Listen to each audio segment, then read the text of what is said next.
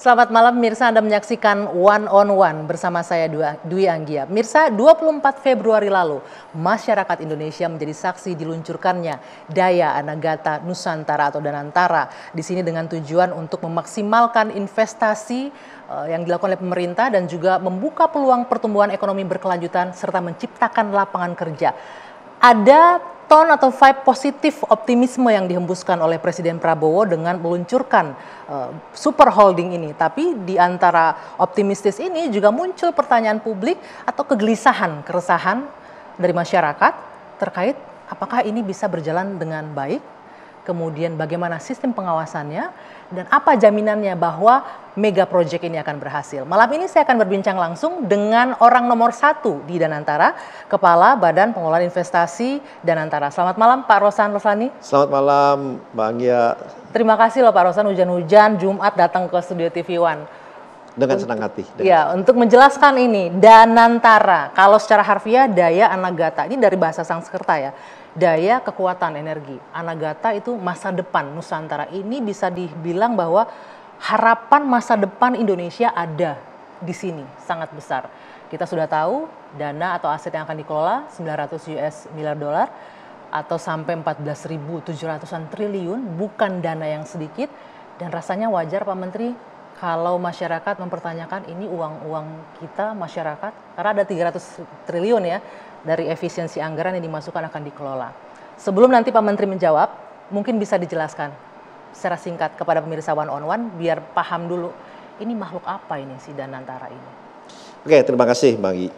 Memang Danantara ini kan tadi sudah disampaikan juga oleh Bapak Presiden dalam saat launching Danantara itu sendiri, bahwa Danantara adalah badan investasi yang dibentuk oleh pemerintah, yang 100% dimiliki oleh pemerintah dalam rangka termasuk pengelolaan dari BUMN dan investasi yang berkelanjutan, berkesinambungan, dan menjadi salah satu instrumen yang menggerakkan perekonomian Indonesia ke depannya. Ya. Nah, dan dalam hal ini Danantara arahan langsung dari Bapak Presiden kepada kami harus dijalankan dengan tata kelola perusahaan yang benar, good governance, transparansi, dengan akuntabilitas yang tinggi, integritas, dan terakhir penuh dengan kehati-hatian. Itulah arahan langsung dari Bapak Presiden kepada kami. Oke, penuh dengan kehati-hatian. Kalau gitu kita bicara mengenai payung hukumnya ya Pak Menteri ya, regulasinya. Ini publik banyak bertanya. Saya mau menyalurkan pertanyaan publik yang menunjukkan ini nanti bisa diawasinya seperti apa? Bisa diaudit atau enggak? BPK bisa masuk enggak? BPKP bisa masuk enggak di situ untuk mengawasi kinerja? Memang ini baru beberapa hari ya umurnya, tapi ini ekspektasi yang luar biasa sebagai bentuk cintanya publik terhadap Danantara. Ya, sebetulnya malah saya sangat senang gitu ya, bersyukur bahwa perhatian publik itu sangat besar. Ya. Perhatian publik sangat besar itu buat kami menjadi sangat-sangat baik. Karena kenapa? Perhatian besar, mereka ingin tahu sehingga bisa memberikan juga masukan dan feedback kepada kami. Nah, di Danantara itu mungkin perlu ada yang saya uruskan, kan banyak diberita tidak bisa diperiksa KPK, BPK tidak bisa masuk. Saya sampaikan tidak ada yang kebal hukum di negara ini. KPK bisa masuk, BPK ada proyek-proyek PSO juga bisa masuk. Dan di dalam struktur kami ini, mungkin kalau boleh saya sampaikan, Danantara ini yang paling banyak layer-layernya, strukturnya, dan diawasin oleh paling banyak orang. Karena kalau kita jabarkan, ada apa dulu nih? Ada Dewan Pengawas. Oke, ada Dewan Pengawas. Nah, Dewan Pengawas ini kan ketuanya Pak Erick Thohir sebagai Menteri BUMN, ada Menteri Keuangan, dan yang lain-lain. Kemudian ada Dewan Penasehat. Di Dewan Penasehat ini, itu juga ada penasehatnya, ada penasehat dari dalam dan juga dari luar negeri yang kita bilang global advisors. Dari prominent name juga. Ini kan report langsung ke Bapak Presiden. Ada oversight and accountability committee atau komite pemantau. Langsung di situ ada ketua KPK, ketua BPK, ketua BPKP, ketua PPATK, Kapolri, Jaksa Agung. Kurang apa coba? Mereka Dewan Pemantau yang akan melihat. Iya. Kalau ada penyalahgunaan kewenangan, kalau ada dispute tidak dijalankan dengan sistem prudent kehati-hatiannya nggak jalan, mereka bisa masuk ke situ. Anytime. Mereka dalam komite pemantau.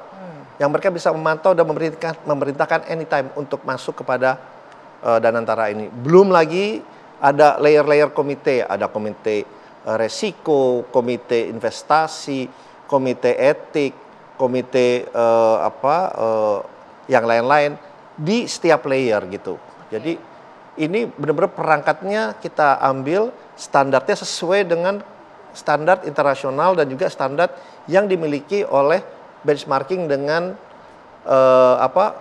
sovereign wealth fund di negara-negara lain gitu. Jadi kita benchmarkingnya adalah dunia gitu. Oke. Kalau saya ini tolong dikoreksi Pak Menteri kalau salah ya. Kalau saya baca undang-undang di BUMN yang harus direvisi kemarin, BPK memang bisa masuk, bisa diaudit. Tapi di situ ada catatan dengan persetujuan DPR kalau diindikasikan ada penyalahgunaan. Itu bagaimana? Karena publik melihat kan sekarang DPR kan koalisi pemerintah sangat cukup kuat nih, solid mendukung pemerintahan. Bisa nggak itu menjamin kehati-hatian, goodwill-nya ada nggak di situ untuk mengawasi gitu? Ya, kalau menurut saya itu malah ini bisa anytime, ya kan? DPR bisa memerintahkan setiap saat BPK periksa. Kalau tidak kan itu hanya sifatnya bisa hanya tahunan atau 6 bulanan dari BPK itu sendiri. Sekarang bisa setiap saat. Jadi publik jangan khawatir. Tadi disebutkan kan kalau publik merasa ya iyalah DPR kan koalisi pemerintah semua sekarang. Kalau dibilang wah nggak ada masalah, nggak ada kendala, berarti nggak akan diperiksa. Begitu ketakutannya akan arah ke sana. Ya itu kalau lihat dari satu sisi seperti itu. Tapi kan seperti yang saya sampaikan tadi, di pemantau itu ada semua itu ada di situ. Para ketua-ketua, karena kita ini dan antara lapor langsung ke Bapak Presiden. Jadi semua perangkat yang dimiliki oleh Bapak Presiden ikut mengawasi, ikut memantau jalannya dan antara ini ke depannya gitu. Oke. Nah, berbicara tadi yang melakukan operator dan juga regulatornya. Publik juga mengamati ini Pak Menteri, bahwa di situ ada Menteri BUMN, ada Anda Menteri Investasi dan Hilirisasi. Ini kan sama-sama menteri nih. Yang muncul sekarang ini menteri ngawasin menteri gimana? Kalau kita bicara pengawas sama operatornya, ini kan bicara komisaris dan direksi nih Pak Menteri. Apakah itu nggak menjadi sebuah hambatan nantinya? Buat saya sih nggak masalah sama sekali diawasi oleh menteri. Jangankan diawasi oleh menteri, diawasin oleh di bawah menteri pun selama memang sesuai dengan tupoksinya nggak masalah gitu, nggak masalah. Mau diawasin oleh eselon satunya Kementerian BUMN pun nggak masalah saya gitu. Jadi dan itu spirit yang penting adalah ya kita sama-sama. Kalau ada yang salah ya kita dikasih tahu, kita diberitahu gitu. Tapi yang paling penting adalah kita ini terbuka untuk segala macam, karena ini kan juga bayi yang baru lahir, ya kan? Betul.